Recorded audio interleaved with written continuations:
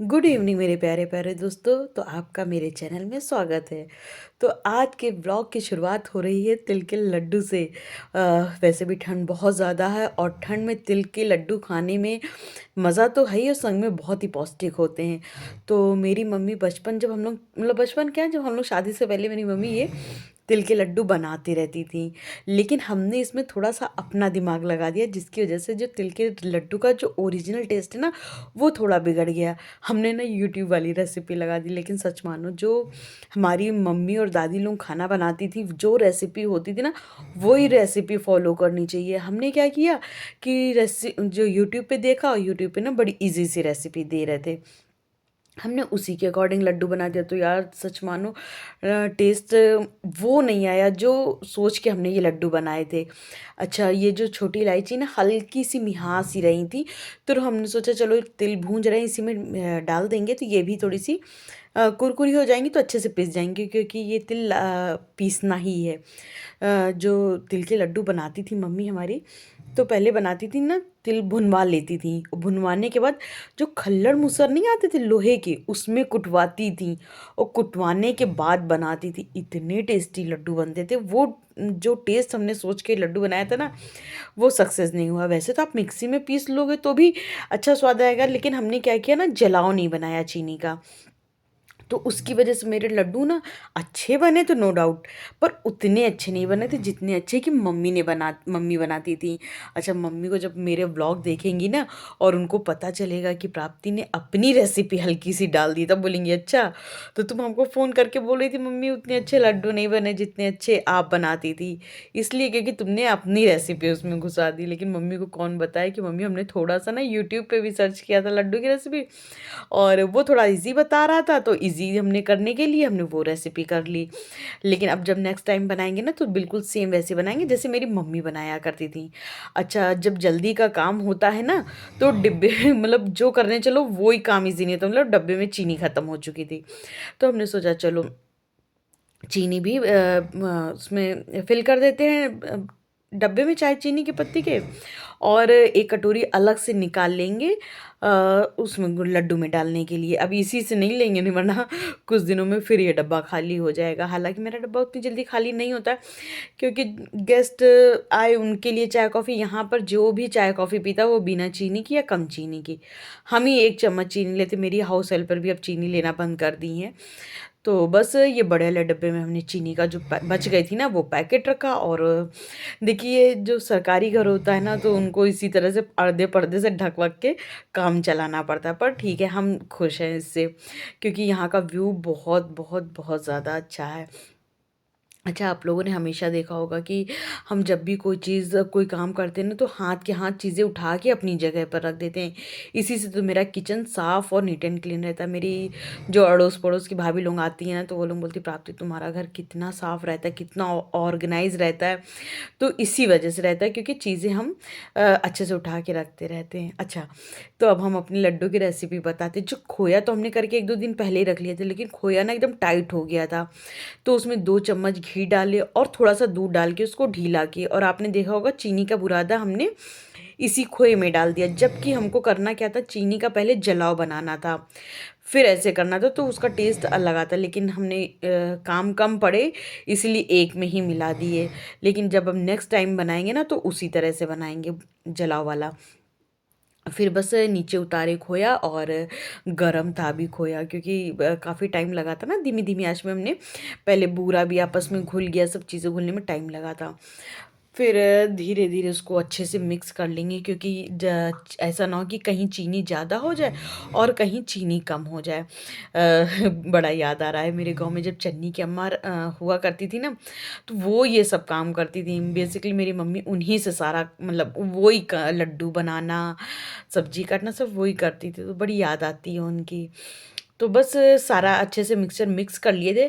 फिर फटाफट लड्डू बना रहे थे। हम सोच रहे थे मेरे हस्बैंड शाम को घर आएँ ऑफिस से, उससे पहले मेरा ये सारा काम हो जाए, क्योंकि वो आते फिर उनको सूप दो, उनको नाश्ता दो थोड़ा थोड़ा, तो फिर उसमें हम लग जाते हैं। और फिर वो आएंगे तो फिर हल्के से भूखे तो होते ही हैं, तो लगता है कि उनके आने से पहले काम मेरा मतलब ये काम हो जाए। लेकिन वो आते उससे पहले लड्डू नहीं बन पाए थे। तो दोस्तों बस अभी जा रहे हैं बाहर मूंगफली लेने, क्योंकि जो मूंगफली लाए तो खा पी के तो हम लोग चट कर गए। अभी आप लोग ब्लॉग में देखेंगे कि तिल के लड्डू बना के, और तिल लड्डू मतलब बनाए हैं और खा भी खूब रहे। हम तो खूब खा रहे हैं, मेरे हस्बैंड तो खा रहे, एक खाया इन्होंने, हम तो खूब खा रहे हैं, हमें बड़े अच्छे लग रहे हैं, मगर मम्मी वाला टेस्ट नहीं आया है, पर फिर बनाएंगे एक दिन। ये देखिए आप, तो हम लोग बस इन्हीं वाले भैया से मूंगफली लेते, लास्ट ईयर भी इन्हीं से लेते थे और अभी भी इन्हीं से लेते, क्योंकि यहाँ पे ना देहरादून में भार नहीं है। और ये देखिए एक टेलर वाले अंकल, ये काफ़ी महंगा मतलब सिलाई लेते हैं। तो लास्ट ईयर ना इनके जो भाई रहते थे, आधा किलो नहीं कि 1 किलो, इतनी अच्छी नहीं भूनते थे, 1 किलो मूंगफली दे दो भूनते थे, तो हम लोग को दोबारा उन भैया से मूंगफली भुनवानी पड़ती थी। लेकिन इस बार ये भैया है ना बड़ी अच्छी मूंगफली भून के रखते, तो हमें दोबारा नहीं भुनवानी पड़ती है। इस बार हम लोगों ने 1 किलो मूंगफली ले ली थी, क्योंकि इतनी ज़्यादा ठंड है कि ज़्यादा बाहर निकलने नहीं बन रहा है। और ये इनके पास ना काफ़ी भीड़ रहती, क्योंकि इनके पास गज्जक मिलती, तिल की गज्जक और मूंगफली की पट्टी, ये सब भी मिलता है। तो काफ़ी लोग यहाँ पे मूंगफली लेने आते हैं। कुछ लोग तो गज्जक भी लेते होंगे, और लेकिन मोस्टली लोग मूंगफली इनके पास लेने आते हैं, क्योंकि यहाँ पर देहरादून में क्या करते हैं, ठेले पे कढ़ाई रखते हैं, मतलब आग की, और मूंगफली के ऊपर रख देते, तो जो मूंगफली गर्म हो जाती है ना, उसी को बेचते, तो उसको मज़ा नहीं आता, खा के बड़ी कच्ची कच्ची सी लगती हैं। तो बस यहाँ पर 1 या 2 ही बाहर हमको देहरादून में दिखे थे, एक ही हमारे घर के पास में, तो बस इन्हीं भैया से आ जाते हैं मूंगफली लेने। और बस हस्बैंड भी अपने फ़ोन उसको पैसे रख रहे थे पर्स में, हमने कहा जल्दी बैठो भाई, नहीं ठंड लग जाएगी, ठंड बहुत ज़्यादा थी, बिल्कुल भाई बाहर निकलने का मन ही नहीं करता है। फिर बस फटाफट से हम लोग घर आए, और जब घर आओ ना तो लॉक खोलते नहीं बनता, जबकि हम लोग कार से गए थे, फिर भी हाथ इतने बर्फीले हो गए थे ठंड की वजह से ना, जल्दी लगता है कि लॉक कोई खोल के रखे, और कोड़े जैसे कुंडा भी जैसे टाइट सा हो गया हो। हमने ये हरी धनिया की चटनी पीसी और इस थाली में निकाल ली है, इधर ये मूंगफली है, अब बढ़िया बैठ के खाएंगे। मूंगफली खाए, मूंगफली के खाने के बाद हम लोग तो सो गए थे। फिर नेक्स्ट मॉर्निंग का ये ब्लॉग शुरू किए थे, और सुबह उठते ही तो सबसे पहले डस्टिंग वस्टिंग करते, जो कि आप लोगों को ब्लॉग में हम अक्सर करके नहीं दिखाते हैं, और बस घर का फटाफट काम निपटाते हैं। फिर काम निपटाने के बाद नहाने चले जाते हैं। नहा के आए, भगवान जी के लिए दूध का भोग लगाना रहता है, तो रोज़ तो दूध गर्म कर लेते, लेकिन आज ना दूध बिल्कुल जस्ट आके हमने गर्म ही किया था, तो अभी गर्म ही गर्म था, इतना भी गर्म नहीं था कि भगवान जी को भोग ना लगाया जा सके। अगर ज़्यादा गर्म होता है ना तो फिर हम ठंडा कर लेते, बहुत गर्म गर्म का भोग भगवान जी को नहीं लगाते हैं। फिर पानी जो कटोरा रखा है ना इंडक्शन के ऊपर, ये पानी रखा है भगवान के जी के लिए, कि गर्म पानी से ही हम भगवान जी को नहलाते भी हैं। फिर पहले तो दूध का भोग लगा देते, रजाई बाद में उठाते हैं, क्योंकि अपन लोग को भी नहीं रहता है कि कोई बेटी दे जाए और रजाई हम बाद में खोलें, बस उसी भाव से ही हम पूजा करते हैं। तो पहले तो हमने दूध भगवान जी को रखा, और फिर हम एक मंगलाचरण करते हैं तो वो किया, और करने के बाद एक छोटी सी आरती करके भगवान जी की सारी रजाइयाँ उठाते हैं, और फिर उसके बाद भगवान जी का स्नान ध्यान जो भी पूजा पाठ है, माला करना, क्योंकि हम गुरु किए हुए हैं, तो माला करते हैं, पाठ करते हैं। तो ये सब चीज़ें तब करते हैं जब भगवान की जी को उठा देते हैं अच्छे से, कि चलो ठीक है, भगवान जी भी एक अच्छी सी नैप लेके उठ जाए। बस पता नहीं क्यों हम जब छोटे थे ना, तब से ही मेरा पूजा वूजा में काफ़ी मन लगता था। और पूजा वूजा करके आज बनाना था हमें, आज हम बेसन का पैकेट खोल रहे हैं, क्या बनाना तब हमें याद नहीं आ रहा, शायद नहीं कढ़ी कढ़ी भूल गए थे। दरअसल वॉइस ओवर हम बाद में करते हैं ना, तो कभी कभी तो हम भूल भी जाते कि हम करने क्या वाले थे। तो देखा क्या, बेसन के मतलब हम सोच रहे थे, मेरे इसी व्लॉग में सारे डब्बे खाली हो रहे हैं, चीनी का डब्बा भी खाली हो गया, तो इधर बेसन का भी डब्बा खाली हो गया था। फिर बस जल्दी जल्दी बेसन का डब्बे को फिल किया, और आज बनाना था कढ़ी पकौड़ा। किस किस को कढ़ी पकौड़ा पसंद आती है प्लीज़ गाइस कमेंट करके बताइएगा। और मेरी जो हाउस हेल्पर है ना, तो वो चीनी नहीं लेती हैं चाय में, क्योंकि उनको शुगर हो गई थी, तो बस उनके लिए हम बिना चीनी की चाय बनाते हैं, और जब उनकी चाय बन जाती है फिर उसी में हम अपने लिए चीनी डाल लेते हैं। और ये रात की जो ग्लास हैं भगवान जी के, वो खाली हुए थे, तो जो भगवान जी का रात का भोग निकलता है वो अपनी हम चाय में डाल के वही उसी से हम चाय पीते हैं। हालांकि दूध और डालना पड़ता है, क्योंकि भगवान जी के ग्लास तो बहुत छोटे छोटे हैं। अच्छा, दीदी की चाय छन चुकी थी, फिर हमने फटाफट चीनी डाली, और एक दो उबाल दे के हम अपनी भी चाय छान लेंगे। और लेकिन सुबह सुबह का टाइम है, तो इतना टाइम टाइम तो नहीं, बड़े से मज़े से चाय की चुस्की लेते हुए चाय पिएँ। लेकिन हाँ, चाय पीने का तो मेरा नशा है, आप लोगों को गाइस पता ही है। फिर एक साइड में चाय रखी और बेसन हमने दही ला के रात में ही रख लिए थे, उसमें बेसन मिला देंगे। और ये मथानी ना इससे खूब अच्छे से मथ दो तो बेसन की ना गुलठियाँ नहीं पड़ती। और यही इंडक्शन में सोच रहे ले आए, यहीं पे कढ़ी बना ले, वहाँ कोने में पड़ जाएगा। हाँ, इंडक्शन सही था। हाँ, तो सब्जी बनाने के लिए ना।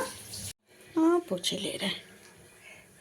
मेरी हाउस हेल्पर बोल रही थी कि भाभी आप रहने तो हम पोंछ देंगे। हमने कहा नहीं दीदी हम पोंछ लेंगे, इतना तो काम हम कर ही लेते हैं।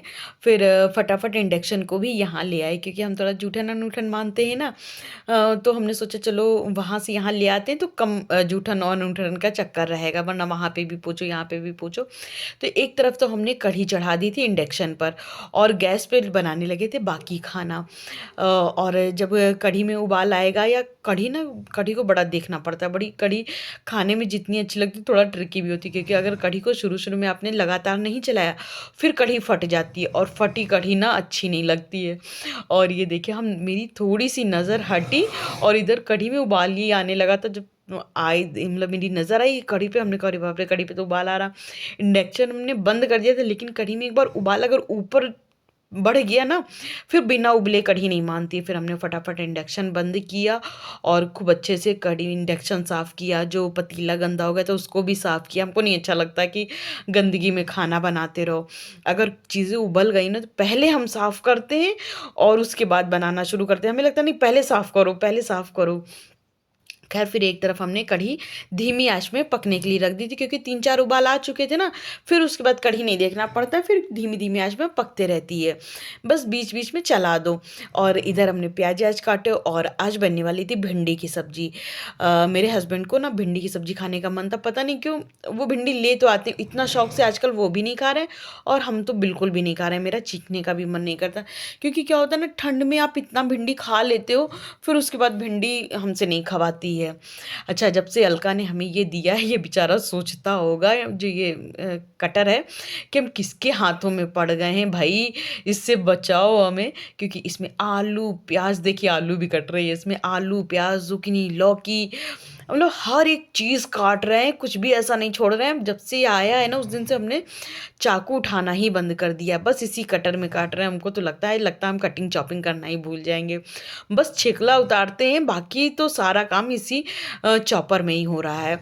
फिर कढ़ी में है ना बीच बीच में हम क्या करते हैं तेज़ आंच करके कढ़ी में उबाल 2-3 दिला के फिर धीमे कर देते हैं। कहते हैं ना कढ़ी जितना ज़्यादा कढ़ जाती है उतनी ज़्यादा टेस्टी लगती है। अच्छा, बहुत लोग क्या करते हैं ना कि कढ़ी को ना ज़्यादा कढ़ाते नहीं। मेरी सास तो क्या करती थी कि कढ़ी में सीटी लगा देती थी कुकर में डाल के, लेकिन वो कढ़ी हमें कम पसंद आती थी। अब कम क्या बिल्कुल नहीं अच्छी लगती थी हमें। तो कढ़ी ऐसे ही खोल के और खूब कढ़ी हुई पसंद है। जब गाँव-वाँव में कुछ लोग हम लोगों के घर में तो गाँव में इतना ज़्यादा चूल्हा-वूल्हा जलता नहीं था। जलता भी था तो जैसे नहीं काम-वाम कोई हुआ तो वो आंटी लोग रहती थी वही जलाती थी, वही काम करती थी। हालाँकि मेरा चूल्हा जलाने का बड़ा मन है, हम अपने भाई से कह रहे थे कि हमें चूल्हा बनवा के ला देना तो हम पीछे रख के चूल्हा जलाएँगे। हालाँकि हमें चूल्हा जलाना नहीं आता है, पर कोशिश करेंगे। मेरी हाउस हेल्पर कह रही थी कि तुम मँगा लो भाभी चूल्हा, तो हम जला के खाना आपके संग में बनवा लिया करेंगे। तो हमने कहा ठीक है, अपने भाई से बोला है अगर टाइम मिलेगा तो वो बनवा के ले आएगा, उसके पास भी ज़्यादा ना टाइम नहीं रहता।